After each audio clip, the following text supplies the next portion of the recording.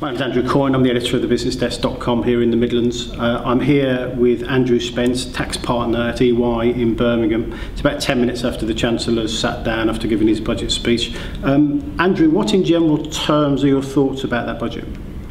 Well, I thought it was a pretty confident statement by the Chancellor.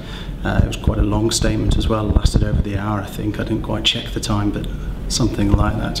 I think it was certainly, in my view, he was preparing the ground for the election, explaining all the successes the country has had, and he was really proud. He was saying we should be proud of what's been achieved considering the circumstances we were in when the government or coalition government came in.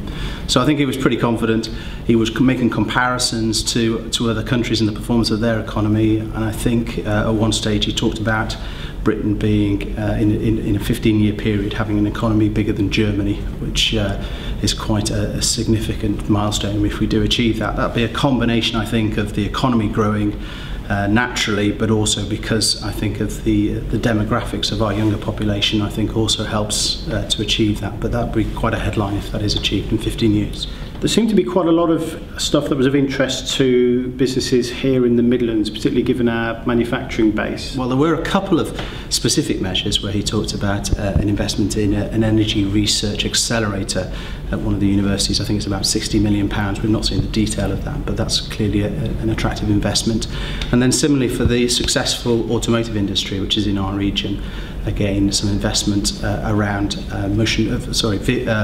driverless cars, I think it was. I think that's what it was related to. We got name checked. Always a little bit disappointed when they talk about the Northern Powerhouse when we're here in the Midlands, but we did get name checked around the number of jobs that we're creating. So I think there was a stat around one job created in every 10 minutes in the Midlands, which is obviously great for people because employment is important. And then also there was a general assistance in relation to export. There was some doubling of the investment, the support they will provide for exporters to China. So that I think would be helpful, particularly for our economy, where I think we do export. He spent a lot of time in the budget talking about personal finance. There was quite a lot in there. What did you make about that? Yeah, there was quite some revolutionary changes there, really, I think. Again, we've not seen the detail, but certainly further moves around pensions and, in addition, in relation to savings.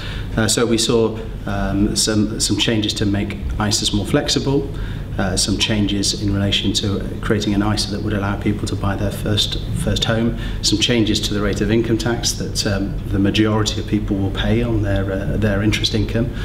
It'd be interesting to see how that pans out when interest rates perhaps return to higher levels, but certainly 95% of the population apparently won't be paying any tax on their savings, and clearly there was the changes in relation to the flexibility around pension arrangements.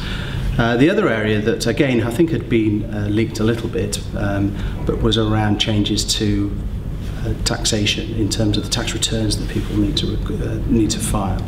And it appeared that we're now going to be moving to a system where we're going to have a tax account that's going to be uploaded and pre-populated with data that the revenue already know about us, which will, in theory, make completing your tax return more simpler, but it will of course mean that people are going to have to be online because there won't be any paper tax returns that can be completed. So yes, he repeated his aspirations around wanting to increase the personal allowance, assuming they were in government next year, for the next office, to 12,500, but did make some increases in this budget, and then also similar statements at the point at which you pay high rate tax as well, with a threshold of about 50,000 is where they want to get to. So there were some aspirational comments there as well as these revolutionary changes.